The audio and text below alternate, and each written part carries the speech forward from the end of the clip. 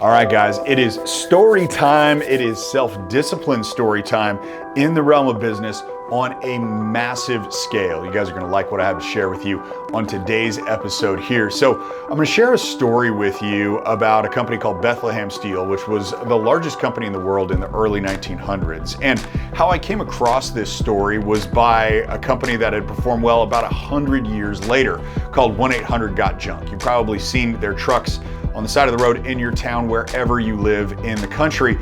These people did something that was like, I couldn't imagine it. Like when I heard about this, it was insane. So I was listening to their founding COO, a guy named Cameron Herold, on stage at an event at Vistage, which is like an international CEO group organization that I was a part of. And he's up there talking, and what they did was they went from 2 million to 4 million to 8 million to 16 to 32 to 64, like all in successive years, doubling their growth every year and compounding upon that, which is phenomenal, right? If you're in the business game, you understand like how that goes down and how difficult that is to pull off, especially at scale like that, because we're not talking about $100,000 to $200,000 or $500,000 to $1 million. Those are both relatively easy things when we find a couple levers inside your business. We pull those, they launch, and that pretty much is the way that it works. But when you go 2 million to 4 million to 8 million to 16 to 32 to 64, it's a big deal to do this. And he's sharing this story about how they did it, and it was simply by doing what they know that they needed to do. And he shared it in a really cool way that was a story about Bethlehem Steel that I referenced earlier. And their CEO at the time was a guy named Charles Schwab. And that's not the guy that you see with investments right now. That's his great-grandson or his grandson is who that person is. So Charles Schwab is sitting there in his office in the early 1900s at Bethlehem Steel, biggest company in the world. And there's a consultant in his office that's pitching him his services. And he says, hey, by the time I get done making my presentation to you and your leadership team, you guys are gonna know more than you've ever known before. You're gonna be more equipped to deal with your business, your profits, revenue, cash, all this stuff is gonna be going up by the time you're done knowing what I have to share with you. Schwab kind of sits back in his chair and he's indignant, right? Because he's the CEO of the biggest company in the world, and some guy's telling him that he's gonna tell him he's gonna know more when this guy shares with him. And Schwab says, listen, what we need around here isn't more knowing. What we need is more doing. If you can give me something that'll just get us to do more of the stuff that we already know we need to do, I'll pay you whatever you ask for it. So the consultant, who's kind of quick on his feet, goes like, okay, I got it. And he pulls a 3x5 card out of the inside of his jacket pocket and hands it across to Schwab.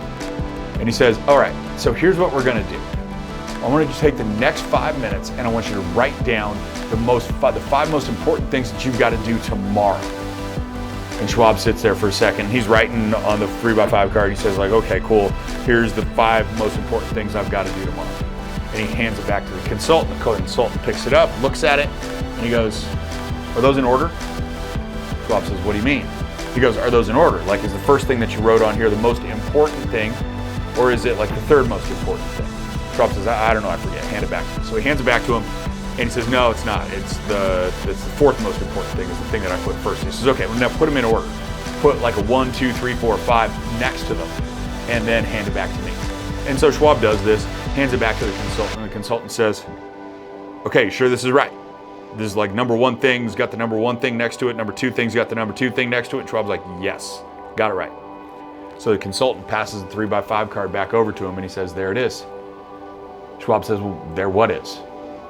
There's the system you asked for. You said that if I could get you to do more of the things you already know you need to do, then you'd pay me whatever I asked you for it. So tomorrow morning when you come in, I want you to take that 3x5 card and I want you to put it on your desk.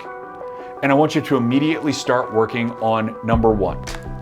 And when you finish on number 1, then move on to number 2, and so on and so forth until you get to number 5. And here's the cool part.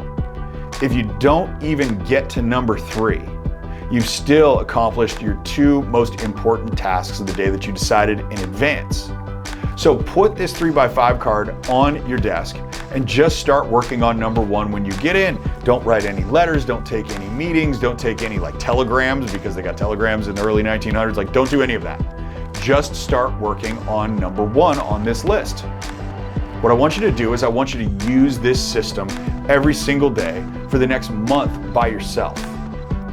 If you find that you have success with it, I want you to share it with your management team, your direct reports.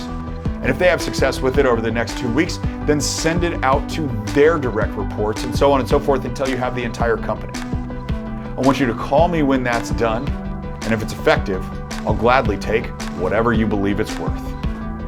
So, as the story was told to me, Schwab winds up using this system for a month and he's got great success with it. He's doing more of the things that he already knows that he needs to do. So he shares it with his management team, the people that report directly to him. And they start using it, and then they give it to their teams and so on and so forth. And about 6 months later, Schwab calls the consultant guy back up, calls him back into the headquarters of Bethlehem Steel, and gives him a check for $600,000, which in the early 1900s, imagine how much that's really worth today. It's probably worth several $1,000,000, saying that this was the single most valuable tool that anybody had ever given him from a business productivity standpoint. And you can think that it's just a 3x5 card, but that's not really what it was, is it? What it was intentionality about what they needed to do. See, it wasn't more knowing. It wasn't a new ad strategy. It wasn't a new sales system. It wasn't a new CRM. It was just doing more of the things that they already know that they need to do. Now, this made Bethlehem Steel the largest company in the world by volume and increased their margin inside of that. Made Schwab the $100 million man, which allowed his grandson to sell you investments. So I don't know if you've ever heard that story before, but the principle is relevant no matter when. It doesn't matter if it's in the early 1900s or right now are we getting into the mid 2000s? I don't know, but we feel like it might be, at least in where I'm coming from. So this is a very, very relevant information, and it's very simple, isn't it? Because if you're looking for the magic pill, if you're looking for the thing that you can just pop and everything will work inside of your business and your life for that matter, it's simply doing more of what you already know you need to do. So as I close up this video, I want you to ask yourself the question. Ask yourself the question, what is it that I am not doing that I know that I've got to be doing if I want the success that I tell people that I want? Find out what that is and then just do that. And then you can come back here and pay me whatever you think that one's worth. All right, guys, that's it for this video. We'll see you in the next one.